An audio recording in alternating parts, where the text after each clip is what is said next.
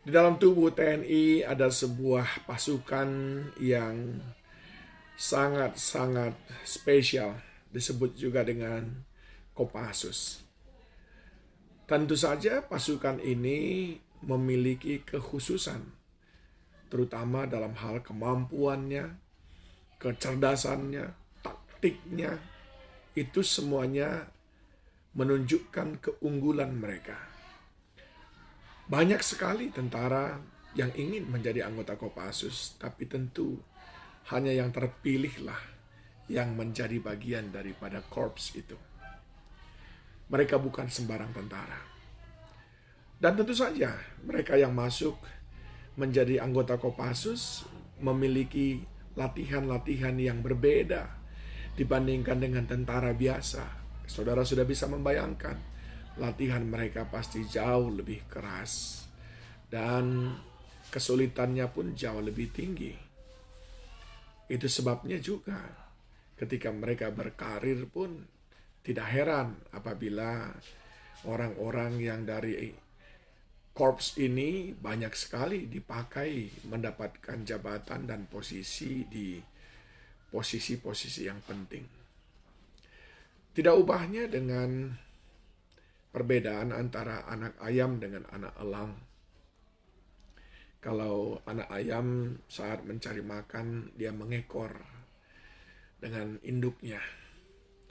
Induknya selalu melindunginya dan ada sedikit saja tantangan di depan ataupun ancaman, induknya langsung mengembangkan sayapnya, lalu anak-anaknya bersembunyi di dalam sayapnya itu.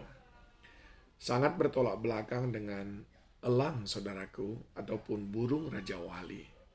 Ketika dia punya anak, dia membuat sarangnya bukan di tempat yang datar, di dekat makanan, tidak, tapi di tebing-tebing yang curam dan terjal. Dan ketika tiba masa anaknya harus mencari makan sendiri, maka induknya sendiri yang merusak sarangnya supaya dengan demikian dia memaksa anaknya untuk terbang. Tentu saja anaknya berriap-riap, anaknya menangis karena sudah harus terbang, sudah harus melatih sayapnya. Tetapi hasilnya apa?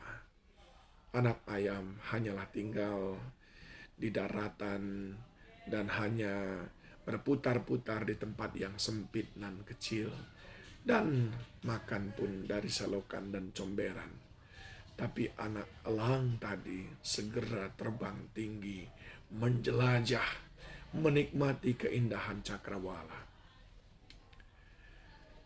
Ibrani 12 ayat 6 berkata, karena Tuhan menghajar orang yang dikasihinya, dan ia menyesah orang yang diakuinya sebagai anak.